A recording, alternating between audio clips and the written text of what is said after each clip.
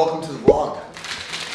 Today we got shoulders and back. I'm gonna take you through my entire training session. We are about 2 weeks out from the cut, so I'm getting down to the nitty gritty. Nothing is changing except my intensity, which I will explain as I go, and I'm gonna take you through each exercise, why I'm doing it, how I'm doing it, and how you can use it in your program as well. Make sure you do me a huge favor. If you like the videos, like this video. Make sure you subscribe to the channel and leave a comment below if you have any questions whatsoever. Most importantly, help us with the algorithm because YouTube likes it. Let's get into this session. Oh, you think you're playing the game, huh? Come here, buddy. You're the vlog mascot. Can you say hello to the camera? Hey, who's up? Who's up? Who's this? You want some pre-workout? Oh, let's chug this down. Get all tingly. Project 1, first form. This is what I'm taking today. Sometimes I will take stimulant free because I drink a lot of Rockstars. Smash this, drink that while I'm training, hitting shoulders and lats, back, traps, everything. We'll take you guys through it. Let's have it. Let's go. All right, Bubba, you ready? You ready to go train? Shake. Good boy. I have no treats for you, but nice old pat on the butt. There. Time for a warm-up. All right. I'll keep him busy.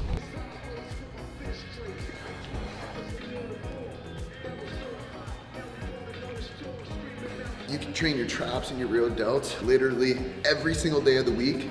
But also too, something I took from John Meadows, rest in peace. But he would always put like light, high rep band work before doing anything heavy as a way to really just get a little bit of pump, blood flow in the joints and just make your joints feel better. A lot of it he couldn't even prove by science and he admitted that, which I respect, but it's just like this works. Doing hamstring curls before squats. Why does it work? No idea. But I took that from him. It works. It feels great. I love it. So before upper body days, doing face pulls, pull aparts, even band curls and tricep extensions with bands. You're not trying to increase a ton of fatigue, but just get blood flow in your joints. Your elbows and shoulders will thank you for doing it. So loosen that up. Now we're getting into military press. We're gonna work our weights up. We're doing sets of 8 to 10. I'm in definitely more of like a hypertrophy program because I'm in a diet, so we're not going super heavy with weights right now, but we're just gonna work up the weight over 4 sets, doing strict overhead press in a seated position.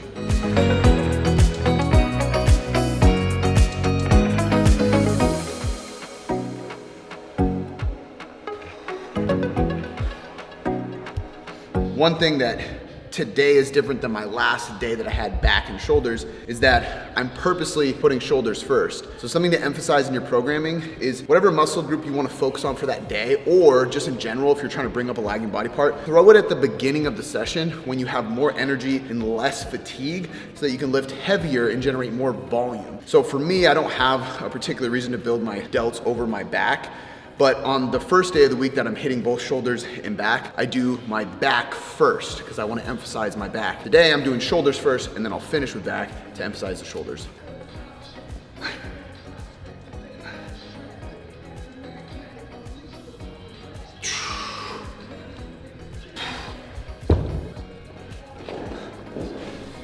Just gonna show me that ball.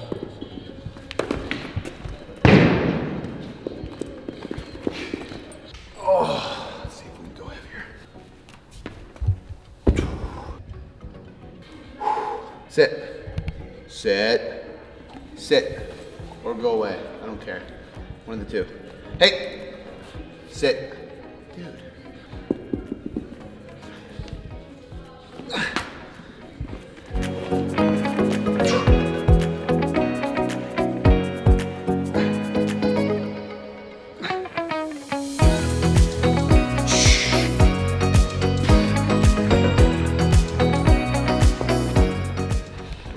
Fit bulldog. Give it. Come on, drop it. You can trust me. I'm your friend.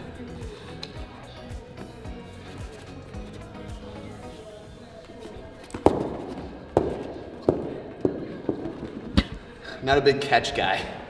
Last set.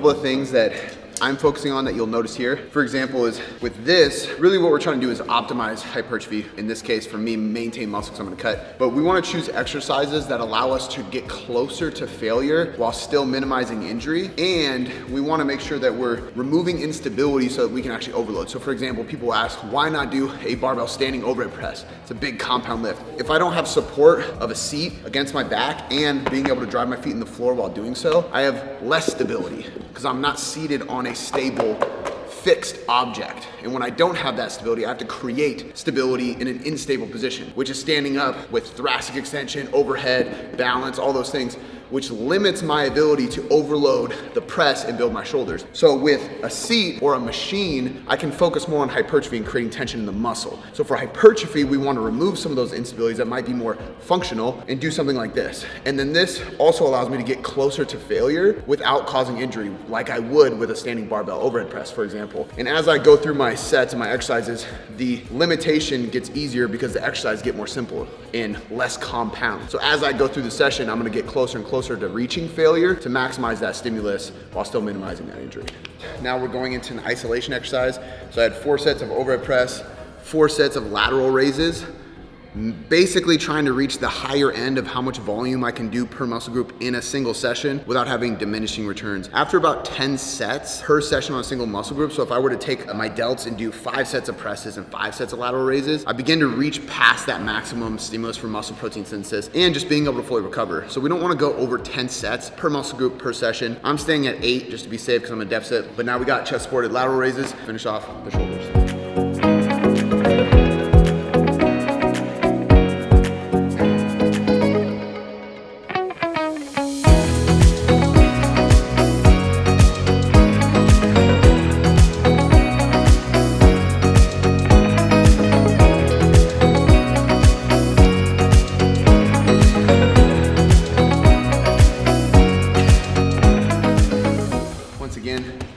Using a bench so I don't have to create stability, using things to my advantage to be able to just isolate a muscle. And this is kind of nice too because you can lean forward and actually protract your shoulders. And when I go, a little bit of elbow bend and slight rotation of my pinky. So I'm not going completely lateral. I'm actually a little bit to the side with slight elbow bend.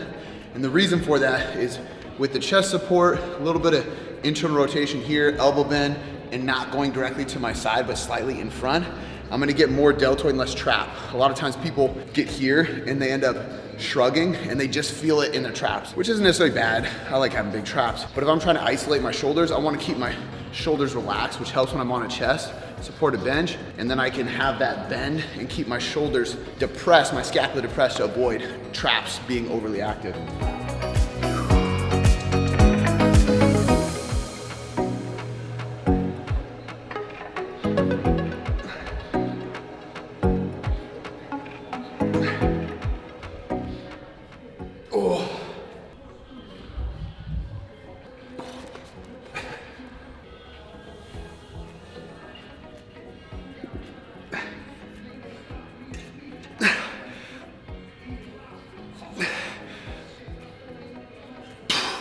Moving on to back, mainly lats today. So I hit back on Monday, top to bottom, hit lats today, and then on Saturday I'll hit traps. So I split up my back into 3 different days throughout the week. Today we're starting with an overhead pull, so we're gonna get a vertical pull for the lats, then we're gonna get a horizontal pull for the lats, and then we're gonna get a pullover. So now we're doing 2 different type of movement patterns, pull and row, both contracting the lat in different movement patterns. Then we're doing a stretch-based movement. So we're going an 8-rep overload set, a 15-set metabolic fatigue set. Then we're doing a stretch-based movement, so we're really stretching the fiber. So we're overloading, fatiguing, and then stretching the fiber. Again, something I took from John Meadows, Mountain Dog. Really good way to isolate a muscle in 3 different ways in a single session.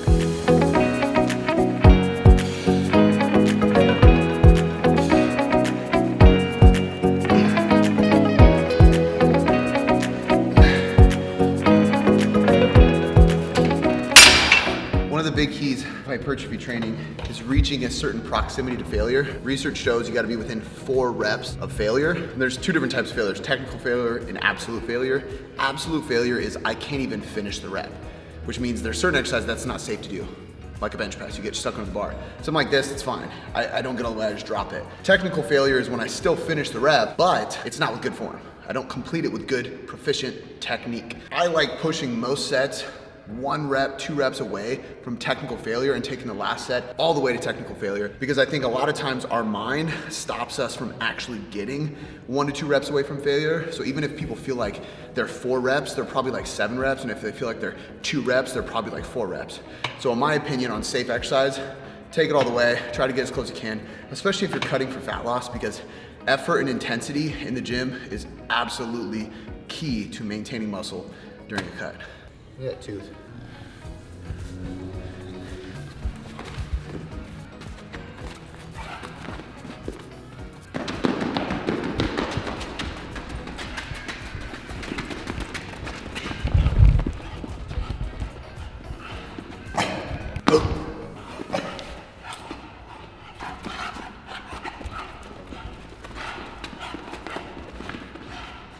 All right, I'm tired.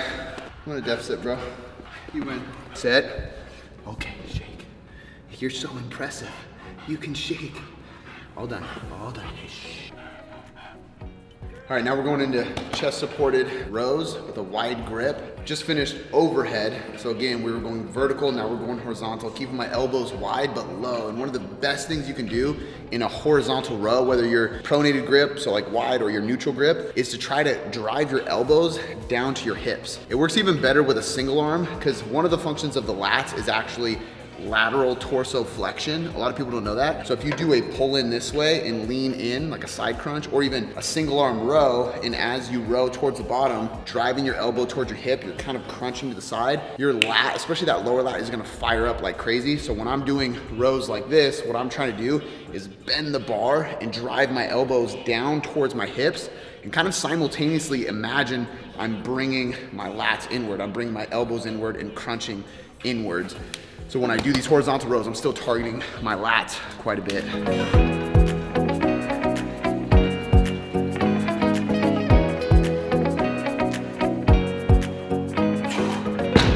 166.3 today. That's from last week, 168, 2 pounds. It's a lot for me. We're like pedal down in this cut. This is actually the leanest I've gotten still eating 200 grams carbs. So I've always had to like really dig my calories low to get pretty lean. And I've been able to do so on more carbs. And I just attribute it to more activity. I usually don't do much cardio. This is the first time I've implemented more cardio, which I don't usually recommend, but because I don't normally add a lot of cardio and I don't have a high step count, increasing my step count and adding some low intensity cardio, which we're gonna do at the end of this session, I feel like my body's adapted really well to it, which is a good key concept. Like, don't use cardio that much, but when you do, use it so sparingly and so infrequently that your body actually gets a lot out of it. You adapt to it quick, but you can't do it for a long period of time. It's a downside.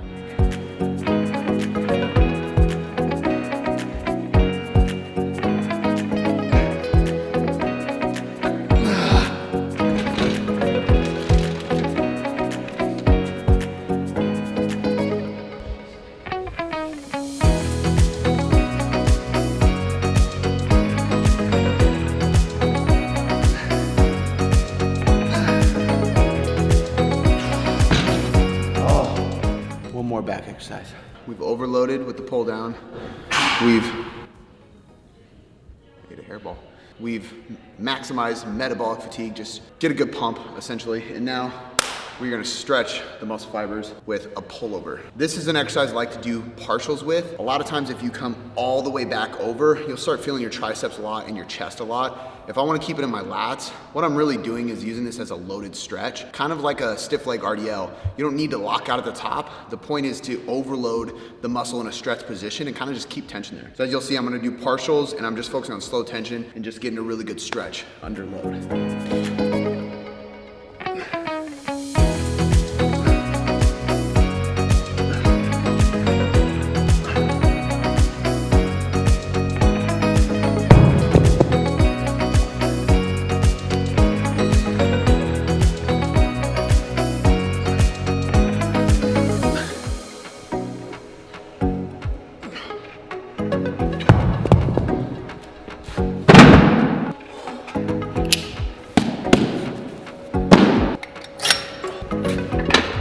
I just got done with shoulders and back for the day. And if you notice, this is something that I actually do with a lot of my programming when it comes to building muscle or just body composition in general. But most of the research on strength periodization that people have extrapolated to try to figure out how to periodize for hypertrophy shows us that it doesn't really actually matter. There's no good periodization strategy for hypertrophy unless you figure out ways to manipulate your training to fit in more volume. So I tend to look at periodization for hypertrophy being most optimal on a daily or weekly basis. Within the week, I'm trying to vary rep ranges, but within the session, I'm trying to hit an overload movement so that, again, pull down was between 8 to 10 reps. The T-bar row was between 12 to 15 reps. That's my metabolic fatigue. So I go from overload to metabolic fatigue to a stretch-based movement. So now I'm hitting the fiber in different ways, different movement patterns. The delts, I did that same thing, overload with the press, metabolic fatigue with the raise, but I can't stretch the deltoid really. So certain muscle groups can't do it. But the point is you're varying rep ranges throughout the week and the session. That's the best periodization strategy for hypertrophy. Now I'm gonna get into abs to finish the session, and I'm really just focusing on spinal flexion.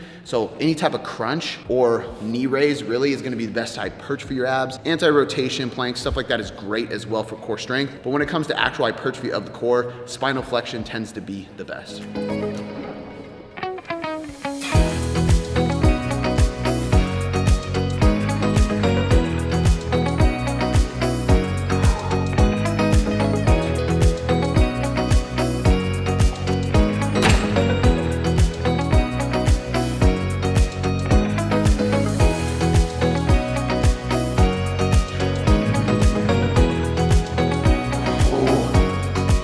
One of the biggest mistakes people make with these too is doing, hip flexor stretches or raises. So you're going in an L. Now my hip flexor is flexing like crazy, taking away tension from my abs and putting it all in my hip flexor. Sit,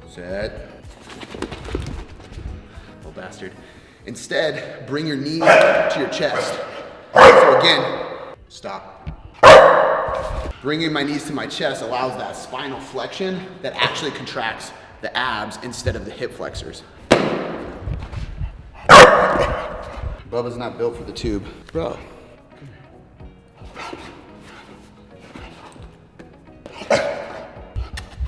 Come here.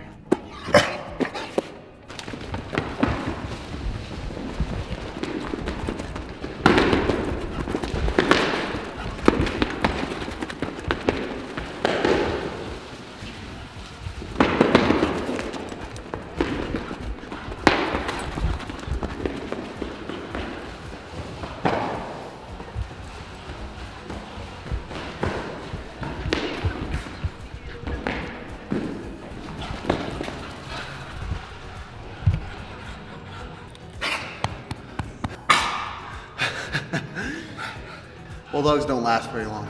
That tongue.